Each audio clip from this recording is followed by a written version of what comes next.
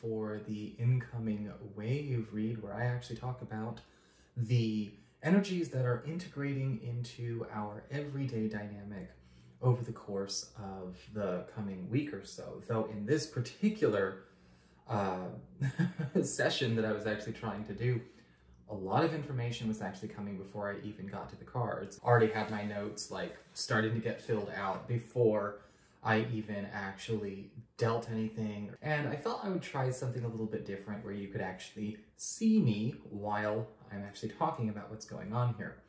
Now, when it comes to the incoming waves, I actually deal out the cards and then I write down what comes as fast as I possibly can.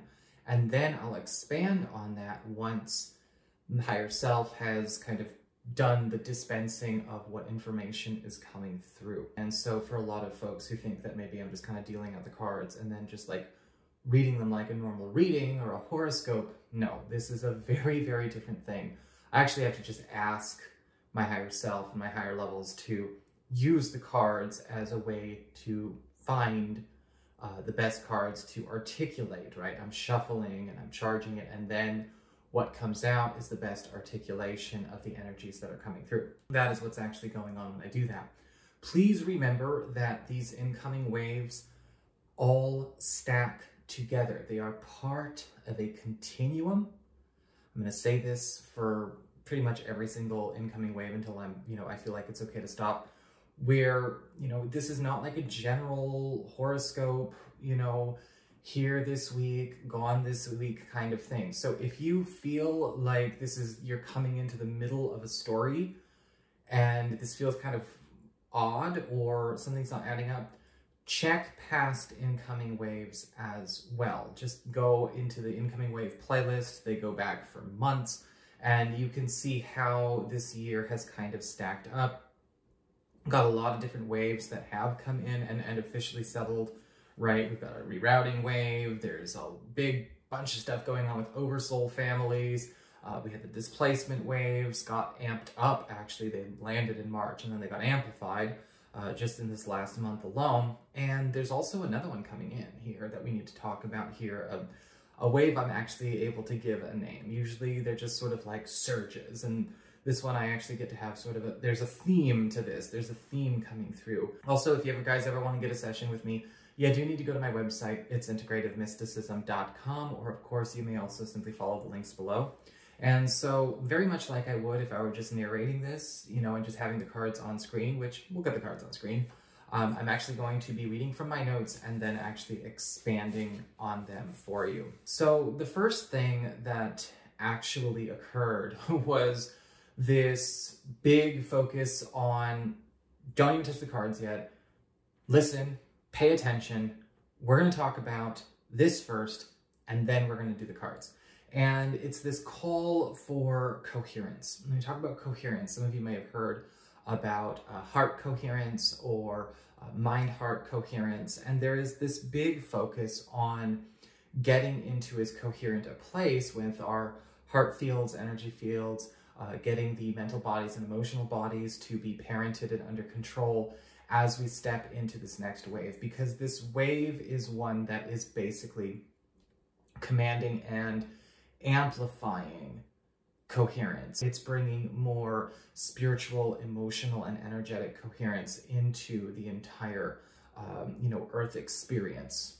Now, when we think about coherence, what that basically is in this context, we are talking about a unity of the mind and of the heart, no longer having them work as maybe separate forces in our existence, working in a space where we talk about heart coherence.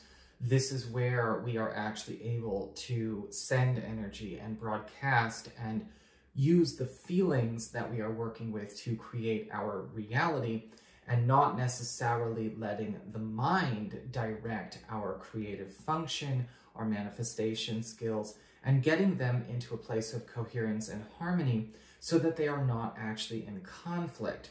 A good example of this is, a self-check that we can do. When you think about an experience you want to have or something you want to manifest, how do you feel about it when you are actually focused on it. Okay, when you are actually working into feeling into it. I've had some clients that I've done readings for where it's, you know, they want to maybe create a new living situation, or they want to have a relationship or something like that. But the very thought or the very idea of it actually brings up emotions, brings up sensations and thoughts that are actually contrary to what their intention is.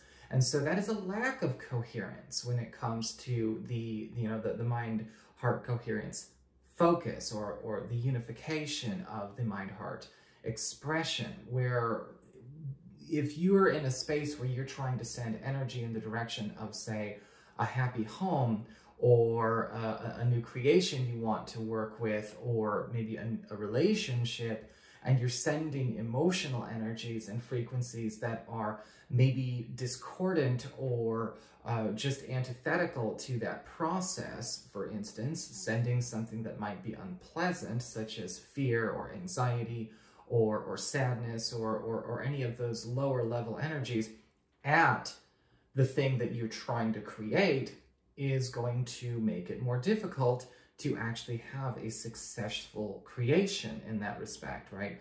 Because it's a major deciding factor in how energy getting directed towards a specific outcome is going to affect that outcome. Will it show up at all? Will it show up according to our intention? Will it be a match that actually creates harmony and blessings in the highest interest of all concerned? Or are we getting something that's maybe a bit different? Much of the unintentional and accidental distortion and negativity that can happen in a person's life is actually amplified and prolonged due to incoherence in the energy bodies themselves.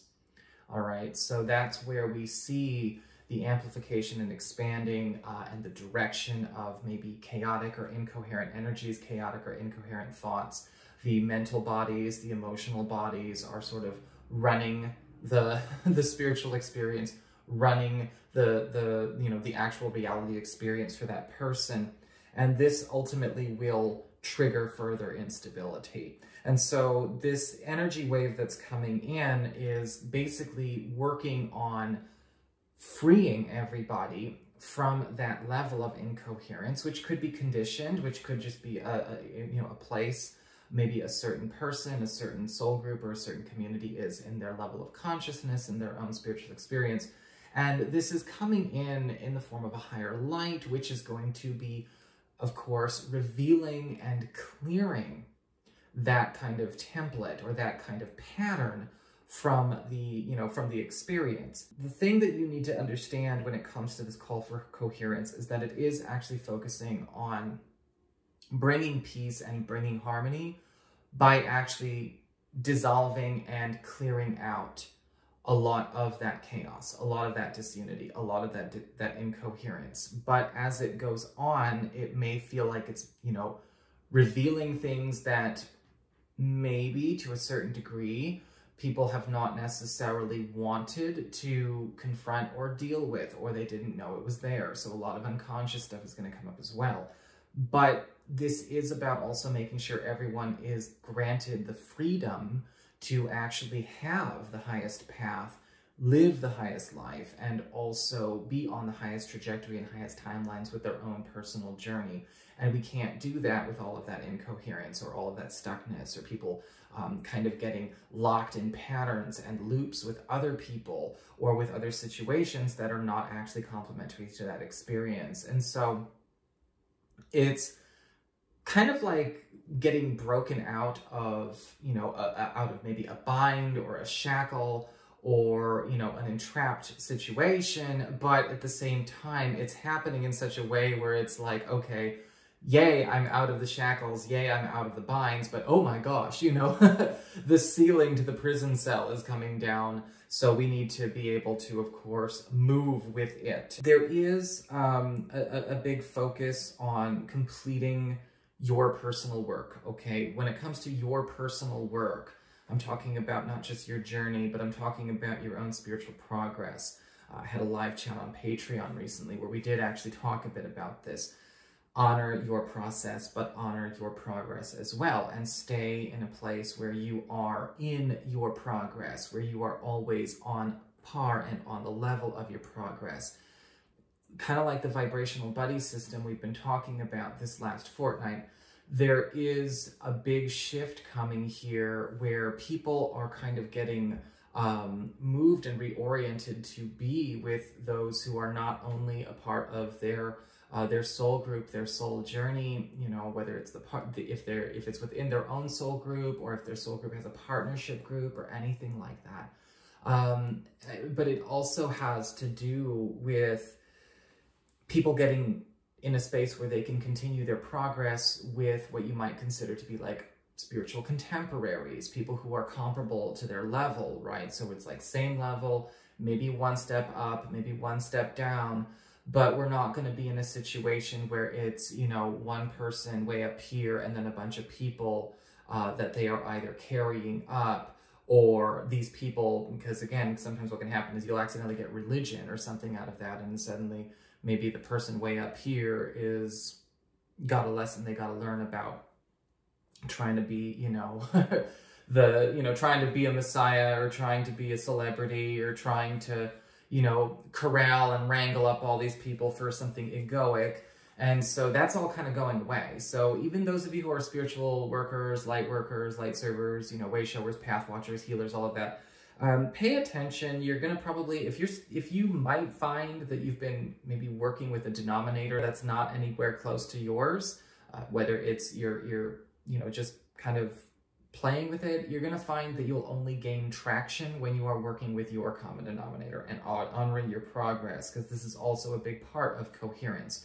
To minimize incoherence, to release and let go of incoherence, we have to let go of so much discordant pairings, matchings, and groupings right now. It's not to say that we're separating people or, you know, or alienating anyone, but it's putting everyone together with those they are going to have their best chance with. And so there is sort of a rewriting of all the structures that kind of created these disparities and created these spaces where, you know, people kind of get trapped. So if you're kind of in that space and you're a reader or you're a healer, or you're trying to maybe be making a church around yourself when it comes to that, like, here's your warning, don't do that right now. And stop doing it altogether. You shouldn't have done it in the first place, but whatever, no judgment. Just don't do it now. Please don't do it now, not with this wave coming. Align with the groups you're supposed to serve now, okay? And you will find that that is sort of the new wave. That is the new way of doing things that is coming through. It's going to be integrating here this week and all throughout, you know, the rest of August and September and October. So let's talk about the cards. And so it's kind of funny. I was tempted to, that was just not the cards, by the way. That was just kind of coming out. That was the thing I had to like, oh my gosh, okay. So let's talk about the cards. Now we're finally at the cards for people who are, you know, at the cards. Honestly, the cards. So for this particular week, we actually had a lot of affirmation of what we were just talking about show up with the High Priestess, the Queen of Swords, and the Six of Wands. And I'll like I said, there should be, hopefully I remember, there should be a picture I'm putting up in there. So let's talk about the cards. And so it's kind of funny. I was tempted to, that was just not the cards, by the way. That was just kind of coming out. That was the thing I had to like, oh my gosh, okay. So let's talk about the cards. Now we're finally at the cards for people who are, you know, at the cards. Honestly, the cards. So for this particular week, we actually had a lot of affirmation of what we were just talking about show up with the High Priestess, the Queen of Swords, and the Six of Wands. And I'll like I said, there should be, hopefully I remember, there should be a picture I'm putting up in there. And so let's talk a little bit about what is going on with that High Priestess energy, because this is a huge level up for everybody. It's about giving an opportunity to better, you know, discern and differentiate energetic information, you know, as these coherence frequencies begin to settle and reorganize many layers and complications of different spiritual and emotional and mental energy levels. Oh my gosh, I wrote a run-on sentence. which forming in both personal and ambient or environmental experiences. We're kind of looking at being able to see where all energies, all emotions, all of that sort of non-physical information is coming from. Okay, so for those of us who are empaths, right, you can sometimes pick up on other people's emotions. You're walking through the grocery store, or maybe, I had somebody sit down next to me at the park the other day, and whew, she was not in a very good place. You can have, these moments where you are picking up on different frequencies that other people are carrying, and you might not necessarily know where they're coming from. It's easy if it's just one-on-one, but, if you're in a crowd, or you might just be picking it up all by yourself because things are kind of flying through the atmosphere. This enhancement and clarity to the empathic, intuitive, and psychic tracing is going to make it easier for you to do your work. It's going to make it easier for you to find out, okay, is this mine? Or did this something just kind of, come from over there? Where did it come from exactly? Oh, I can trace this energy signature back to this space that I was in that needs to be cleared. Or maybe I'm tracing it back to an interaction that I had where I picked it up from this friend or this coworker. And with this is also going to really help out a lot of folks who may be having a hard time, connecting energetically with each other when it comes to doing any kind of deeper spiritual or healing work. So that's actually really, really cool. Depending on one's energetic level and consciousness, it will feel or settle with varying degrees of ease. And so this is one of those moments where it's like, okay, everyone's going to be able to start tapping into this. This is not something that I think is going to have like a trickle-down effect, like sometimes these things do. I think that this is something that people are going to be becoming alert to very much. But depending on a person's level of consciousness or where they are at energetically, they're getting this information for the first time. And so it might come to them as a bit of a shock, or, they might feel it a bit more intensely, or they may not necessarily, or maybe on the other end, they may not necessarily like the idea of somebody knowing where that energy came from. But that is where we're going with this. It's all about giving that freedom of people to kind of see exactly what is going on and have more governance over what is actually interacting with their energy fields and interacting with their realities, by being able to properly see and properly discern where it's all coming from and whether it should stay or go, and all of that good stuff. So, and also freeing people up from the confusion. What if what if we're thinking it's coming from one thing when it's not? It's coming from somebody else. What if we're thinking it's coming from one space and it's not? It's actually over here. Greater clarity, greater discernment, and again, empathic tracing, definitely something interesting to see kind of land. So the Six of Wands is also an interesting one that we have kind of popping up. And the first thing that came to mind was this, the word homecoming. Okay, soul's homecoming. And you can kind of see that in the picture, of course. We've got dude here coming home to his, you've got his friends and family over there. And we've got this, the soul's homecoming. Many soul groups are now vibing up and reconnecting dormant or silent links that were either blocked or stifled by past interference. We've been talking about this all year. This continues the rerouting of the past few weekly shifts that we've seen. Groups and communities that have been operating in a false or entrapping soul network are being dismantled and blown apart to allow for individuals and entire soul groups to begin their true journeys in earnest. So that's going to be a huge one. I think a lot of people, especially as we get to, and I've been kind of seeing this really kicking on the 13th, and I guess today's the 13th, which is why a lot of this just sort of jumped in before I started shuffling. A lot of this starting on the 13th, but really, really kind of amping up as we get into what looks like about Tuesday, Wednesday, the 18th and 19th. Also, the Queen of Swords showing up as well. She didn't have a very big message, which I guess is okay. It's about half an hour long. She didn't have a very, very big message here that came through, but there was this focus on revelation of spiritual lineage and past life soul expression. Personal, joint, and oversoul relationships and missions and lessons will be expanded on. So no more guesswork. essentially. If it's pure and if it's organic, as I've said before, you know, we talked about this before. I think this was definitely a big focus in March and April. Soul family connections don't have karmic contracts. Oversoul connections, there's no karmic contracts there.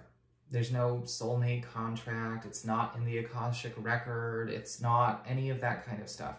And so the clarity of what kind of relationship is coming forward and expressing in this now moment really does matter, because in a lot of cases, some people may assume there's a contract, or they're caught up in an old contract, which again, we already talked about that this year as well. Contracts are null and void. Anyone who's still trying to hold on to a contract is probably just doing something that they're, you know, that they would rather do than what would be in the best interest of all concerned. The contracts are done. There is no contract system anymore. So a lot of these sort of false arrangements, or sort of these false soul networks and things like that, false soul attachments and whatnot, are all getting cleared away. I would not be surprised if this also does, yes, change a lot in the way of what we might see follower, like leader-follower dynamics, because a lot of that can also be a, you know, a bit of an entrapment, as we talked about that before. So be prepared, okay? The real deal. If you haven't already been experiencing that, I do actually have meditations and, you know, videos about oversoul connections and things like that. That's really amping up, but be also prepared for a bit of a power up. All of our creative abilities, all of our manifestation abilities themselves have been getting amplified week by week by week, but also with this focus on coherence, pay attention. The things that you are most connected to and have the most coherent flow with are also getting a boost during this period and beyond. So, because remember, this isn't just this 1 week. This is what's integrating this week. It's only going to get stronger going forward. So that is what I've got for you guys. I hope you enjoyed it. If you did, don't forget to like, share, and subscribe to this video. You know I appreciate it. And I look forward to coming back to you real soon. Take care.